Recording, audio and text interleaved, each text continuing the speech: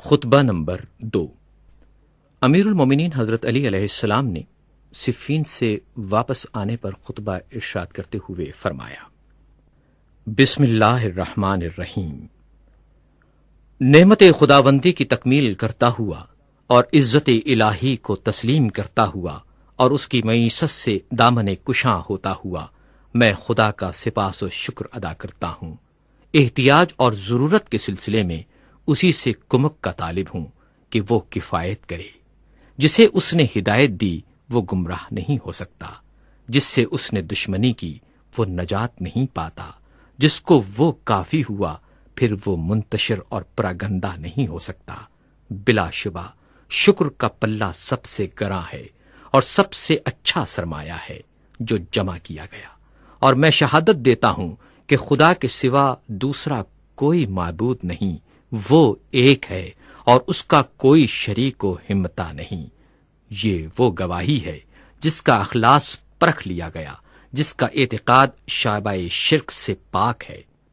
زندگی بھر میں اسی سے وابستہ رہوں گا، خطرے کے مقامات اور دہشت کے اوقات کے لیے اسے محفوظ رکھوں گا، اس لیے کہ یہ شہادت ایمان کی عظیمت، احسان کا آغاز، رضائے الہی اور شیطان کو فرار پر مجبور کر دینے والی چیز ہے۔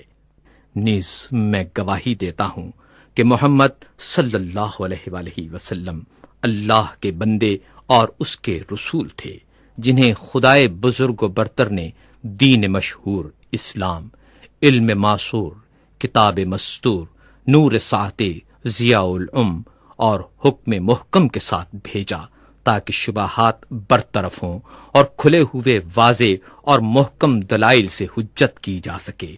آیات قرآن سے تنبیہ امم ماضیہ پر عذاب الہی سے ڈرائے، اس کا مقصد حاصل ہو۔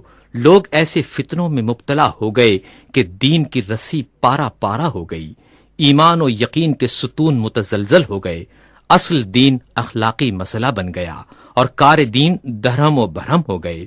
فتنوں سے بچ نکلنے کا راستہ تنگ اور راہ ہدایت پر آنے کی راہ تاریک ہو گئی، ہدایت گمنامی ہو گئی اور کوری و گمراہی عام ہو گئی، خدا کی نافرمانی کی گئی، شیطان کی مدد کی گئی، ایمان بے یار و مددگار رہ گیا، اس کے ستون گر گئے، آثار و نشانات بدل گئے، اس کے رستے خراب اور راہیں نابود ہو گئیں۔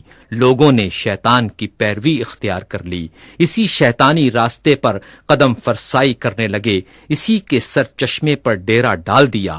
پھر یہ لوگ اس کے پرچم لہراتے آگے بڑھے، شیطان کا پرچم ایسے دور فتن میں بلند ہوا کہ ان فتنوں نے لوگوں کو پامال کر دیا اور اپنے گھروں سے رون دیا، اور پھر اپنے پنجوں کے بل کھڑا ہو گیا۔ تو وہ لوگ ششتر و حیران کھڑے ہیں، یہ نادان لوگ وہاں فتنے میں گرفتار تھے جو دنیا کی بہترین جگہ ہے، مکہ۔ البتہ اس کے ہمسائے اہل مکہ بدترین ہیں، جن کا خواب بے خوابی اور جن کا سرما چشم گریا ہے۔ یہ سب کچھ اس سرزمین پر مکہ میں ہوا جہاں دانا کی زبان بند اور نادان باعزت و ارجمند ہیں۔